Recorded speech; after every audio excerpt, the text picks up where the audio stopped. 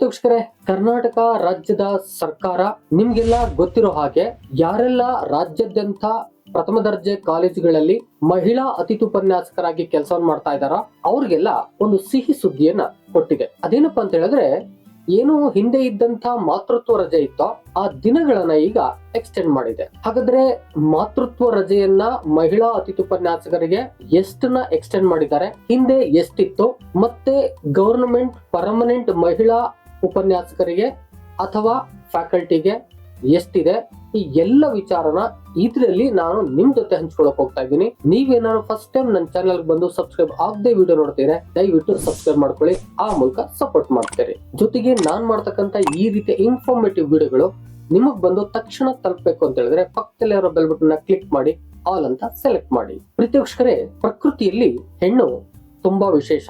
ನಿಮ್ಗೆಲ್ಲ ಗೊತ್ತಿದೆ. ಇವತ್ತಿನ ದಿನ ವಿಡಿಯೋ ಮಾಡ್ತಾ ಇದ್ದೀನಿ. ಇದು ಮಾರ್ಚ್ 8ನೇ ತಾರೀಕು, ವಿಶೇಷವಾಗಿ ಅಂತಾರಾಷ್ಟ್ರೀಯ ಮಹಿಳಾ ದಿನಾಚರಣೆಯ ದಿನ.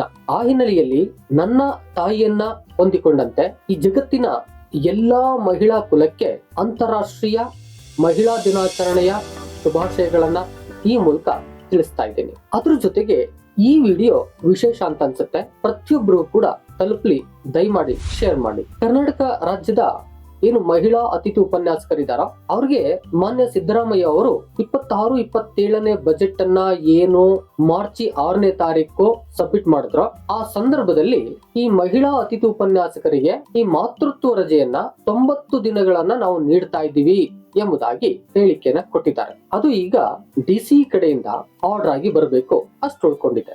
ಏನು ಮಹಿಳಾ ಅತಿಥಿ ಉಪನ್ಯಾಸಕರಿದ್ದಾರೋ ಆ ಎಲ್ಲಾ ಅತಿಥಿ ಉಪನ್ಯಾಸಕರು ಮಾತೃತ್ವ ರಜೆಯ ಸಂದರ್ಭದಲ್ಲಿ ಅವರು ಇದನ್ನ ಉಪಯೋಗ ಮಾಡ್ಕೋಬಹುದು. ಹಾಗಾದ್ರೆ ಈ ಪರ್ಮನೆಂಟ್ ಮಹಿಳಾ ಉಪನ್ಯಾಸಕರು ಅಥವಾ ಅಧ್ಯಾಪಕರು ಅಥವಾ ಮಹಿಳಾ ನೌಕರರು ಇವ್ರಿಗೆಲ್ಲ ಯಾವ ರೀತಿಯಾಗಿ ಸರ್ಕಾರ ಬೆನಿಫಿಟ್ ಅನ್ನು ಕೊಟ್ಟಿದೆ ಮಾತೃತ್ವ ರಜೆಗೆ ಅಂತಕ್ಕಂಥದ್ದನ್ನು ನೋಡೋದಾದ್ರೆ, government order number FT4 SRS 2012 Bangalore dated 14/6/2012 ಇಲ್ಲಿ ಒಂದು ಆರ್ಡರ್ ಆಗಿದೆ. ನೋಡೋದಾದ್ರೆ, as per rule 135(1) of Karnataka Civil Service Rules, the period of maternity leave to be sanctioned to the female government servant is increased from 135 days to 180 days with effect from 1/4/2012 subject to the condition stipulated there under. ಈಗ ನಿಮ್ಗೆಲ್ಲ ಗೊತ್ತಾಗಿದೆ, Karnataka civil service rules ಏನಿದೆ ಇದರ under ಅಲ್ಲಿ 135 days ಹಿಂದೆ ಇತ್ತು. ಇದು ಮಹಿಳಾ ಉಪನ್ಯಾಸಕರೇ ಅಧ್ಯಾಪಕರೇ ಅಂತಲ್ಲ, ಯಾರೆಲ್ಲ ಕರ್ನಾಟಕದ ಮಹಿಳಾ ನೌಕರರಿದ್ದಾರೋ ಅವ್ರೆಲ್ಲರಿಗೂ ಕೂಡ ಇದು ಅಪ್ಲೈ ಆಗುತ್ತೆ. ಹಿಂದೆ 135 ದಿನವನ್ನ ಸ್ಯಾಂಕ್ಷನ್ ಮಾಡಿ ಕೊಟ್ಟಿತ್ತು ಸರ್ಕಾರ. ಆದ್ರೆ 2012ರಿಂದ ಈಚೆಗೆ ಅದನ್ನ 180 ದಿನಗಳಿಗೆ ಏರಿಸಿ ಒಂದು ಆರ್ಡರ್ ನ ಮಾಡಿದೆ. ಇದರ ಸಾರ ಹಾಗಾದ್ರೆ ಸುಮಾರು 135 ದಿನಗಳು ಅಂತ ಹೇಳಿದ್ರೆ ಒಂದು 4-4.5 ತಿಂಗಳು ಅವಕಾಶವನ್ನ ಮಾಡಿಕೊಟ್ಟಿತ್ತು. ಆ ನಂತರದಲ್ಲಿ 180 ಡೇಸ್ ಅಂತ ಹೇಳಿದ್ರೆ 6 ತಿಂಗಳು ಅವಕಾಶವನ್ನು ಮಾಡಿಕೊಡ್ತು. ಇದು ಮಹಿಳೆಯರಿಗೆ ಇರ್ತಕ್ಕಂತ ಒಂದು ಸೌಲಭ್ಯ, ಜೊತೆಗೆ ಗೌರವ. ನಾವೆಲ್ಲರೂ ಕೂಡ ಇದನ್ನ ಒಪ್ಕೋಬೇಕಾಗತ್ತೆ. ಆ ಹಿನ್ನೆಲೆಯಲ್ಲಿ ಈ ಸೌಲಭ್ಯವನ್ನ ಸರ್ಕಾರ ನೀಡತಕ್ಕಂಥದ್ದು ಎಲ್ಲರಿಗೂ ಕೂಡ ಅಕ್ಸೆಪ್ಟೆಡ್, ಪುರುಷ ಸಮುದಾಯಕ್ಕೂ ಕೂಡ ಇದು ಕಂಪ್ಲೀಟ್ ಅಕ್ಸೆಪ್ಟೆಡ್.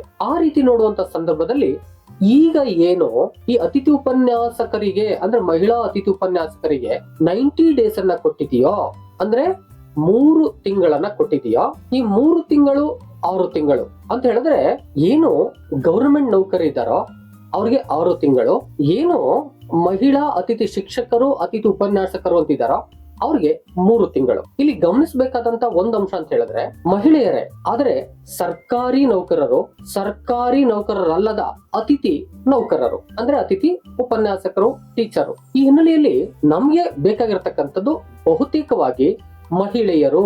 ಯಾಕಂತ ಹೇಳಿದ್ರೆ ಮಾತೃತ್ವ ಅನ್ನೋದು ಇಲ್ಲಿ ಗವರ್ನಮೆಂಟ್ ನೌಕರರಾದ್ರೂ ಒಂದೇ, ಮತ್ತೆ ಪ್ರೈವೇಟ್ ನೌಕರರು ಅಥವಾ ಈ ಒಂದು ಅತಿಥಿ ಶಿಕ್ಷಕರು ಅತಿಥಿ ಉಪನ್ಯಾಸಕರು ಒಂದೇ. ಈ ಹಿನ್ನೆಲೆಯಲ್ಲಿ ಸರ್ಕಾರ ಅಂತಕ್ಕಂಥದ್ದು ಈ ಮಾತೃತ್ವ ರಜೆ ಎನ್ನುವಂತ ಸಂದರ್ಭದಲ್ಲಿ ಮಾನವೀಯ ನೆಲೆಯಲ್ಲಿ, ಸಾಮಾಜಿಕ ಕಳಕಳಿಯ ನೆಲೆಯಲ್ಲಿ ಈ ಈಕ್ವಲ್ ಆಗಿ ಕೊಟ್ರೆ ಉತ್ತಮ ಅನ್ನೋದು ನನ್ನ ಅಭಿಪ್ರಾಯ. ಈಗ ಕೆಲವು ಮಂದಿಗೆ ಪ್ರಶ್ನೆ ಮೂಡಬಹುದು, ಅತಿಥಿಗಳು ಅಂತ ಹೇಳಿದ್ರೆ ಗೆಸ್ಟ್ ಅಲ್ವಾ, ಹೋಗಿ ಪಾಠ ಮಾಡ್ಕೊಂಡು ಬಂದ್ಬಿಡ್ತಾರೆ, ಸಹಜ.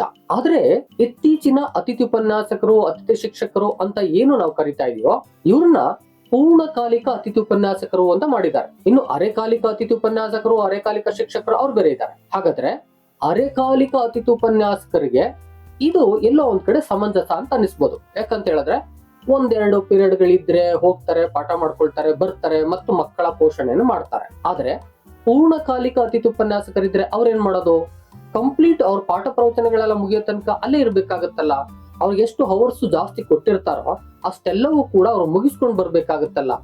ಒಂದು ಮತ್ತೊಮ್ಮೆ ಅಲ್ಲಲ್ಲಿ ಕೇಳ್ಬರ್ತಕ್ಕಂಥ ಸಂಗತಿ ಅಂತ ಹೇಳಿದ್ರೆ, ಅತಿಥಿ ಉಪನ್ಯಾಸಕರು ಅಂತ ಯಾರಿದ್ದಾರೋ ಅವ್ರು ಬಹುತೇಕವಾಗಿ ಕಾಲೇಜು ಅವಧಿಗಳಲ್ಲಿ ಹೆಚ್ಚು ಇರಬೇಕಾಗಿದೆ.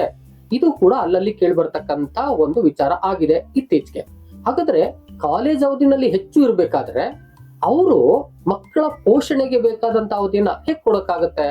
ಈ ಹಿನ್ನೆಲೆಯಲ್ಲಿ ಸರ್ಕಾರಗಳು ಗಮನಿಸಬೇಕಾಗತ್ತೆ. ಒಂದು ಸಾಮಾಜಿಕ ನೆಲೆಗಟ್ಟಿನಲ್ಲಿ ಯೋಚನೆ ಮಾಡುವಾಗ ಅವ್ರಿಗೂ ಕೂಡ ಇವ್ರಿಗೂ ಕೂಡ ಒಂದು ಈಕ್ವಲ್ ರೈಟ್ಸ್ ಅನ್ನ, ಮಾತೃತ್ವ ಅನ್ನೋದು ಇಬ್ಬರಿಗೂ ಒಂದೇ. ಆ ಹಿನ್ನೆಲೆಯಲ್ಲಿ ಈಕ್ವಲ್ ದಿನಗಳನ್ನ ಕೊಟ್ರೆ ಉತ್ತಮ ಅನ್ನೋದು ನನ್ನ ಅಭಿಪ್ರಾಯ. ಮತ್ತು ಒಂದು ವಿಚಾರವನ್ನ ಇಲ್ಲಿ ಮೆನ್ಷನ್ ಮಾಡ್ಬೇಕಾಗತ್ತೆ. ಇತ್ತೀಚೆಗೆ ಕೇಳಿ ಬರ್ತಕ್ಕಂಥ ಒಂದು ವಿಚಾರ ಅಂತ ಹೇಳಿದ್ರೆ, ಏನು ಸರ್ಕಾರ ಮೆನ್ಸ್ಟ್ರುವಲ್ ಲೀವ್ ಅಂತ ಏನ್ ಕೊಡ್ತೋ, ತಿಂಗಳಿಗೆ ಒಂದು ರಜೆಯನ್ನ ಕೊಡ್ತೀವಿ ಅಂತ ಹೇಳಿ ಆಲ್ರೆಡಿ ಇದು ಸರ್ಕಾರದಲ್ಲಿ ಒಂದು ಅಧಿಸೂಚನೆ ಆಗಿದೆಯೋ ಅದು ಎಲ್ಲರಿಗೂ ಕೂಡ ಸೌಲಭ್ಯ ಸಿಗ್ತಾ ಇದೆ.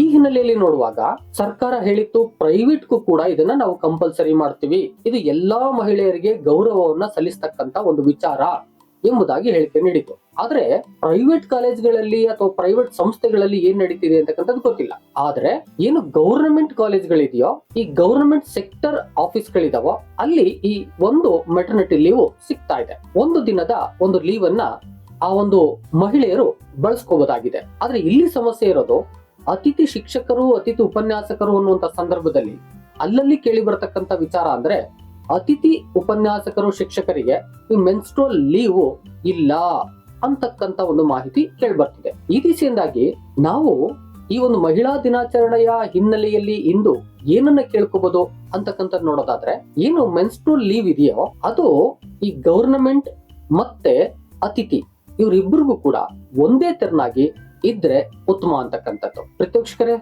ಮಹಿಳಾ ಪರ ಕಾಳಜಿ ಉಳ್ಳಂತ ಸಂದರ್ಭದಲ್ಲಿ ಎಷ್ಟೋ ವಿಚಾರಗಳನ್ನ ಚರ್ಚೆ ಮಾಡಬಹುದು. ಆದ್ರೆ ಈ ಹೊತ್ತಿನಲ್ಲಿ ಮಹಿಳಾ ದಿನಾಚರಣೆಯ ಇಂದು ಈ ಒಂದು 2 ವಿಚಾರವನ್ನ ಪ್ರಸ್ತಾಪ ಮಾಡಿದ್ದೀನಿ. ಇದು ನನ್ನ ವೈಯಕ್ತಿಕ ಅಭಿಪ್ರಾಯವಾಗಿದೆ. ವೀಕ್ಷಕರೇ, ನಿಮ್ಮ ಅಭಿಪ್ರಾಯಗಳನ್ನ ತಪ್ಪದೆ ಕಾಮೆಂಟ್ ಮಾಡಿ. ವಿಡಿಯೋ ಇಷ್ಟ ಆಗಿದ್ರೆ ಒಂದು ಲೈಕ್ ಮಾಡಿ. ಎಷ್ಟೋ ಜನಕ್ಕೆ ಈ ವಿಡಿಯೋ ಮಾಹಿತಿಗಾಗಿ ಬೇಕಾಗುತ್ತೆ, ದಯವಿಟ್ಟು ಶೇರ್ ಮಾಡಿ. ಇದಿಷ್ಟು ಇವತ್ತಿನ ಮಾಹಿತಿ ಆಗಿತ್ತು. ಮತ್ತೊಂದು ಇನ್ಫಾರ್ಮೇಟಿವ್ ವಿಡಿಯೋ ಜೊತೆ ನಿಮ್ಮೊಟ್ಟಿಗೆ ಬರ್ತೀನಿ. ಅಲ್ಲಿವರೆಗೆ thank you and love you all. Video ನೋಡಿದ ಪ್ರತಿಯೊಬ್ಬರಿಗೂ ಕೂಡ ಅನಂತ ಧನ್ಯವಾದಗಳು. ಮತ್ತೆ ಭೇಟಿ ಆಗ್ತಿರೋಣ.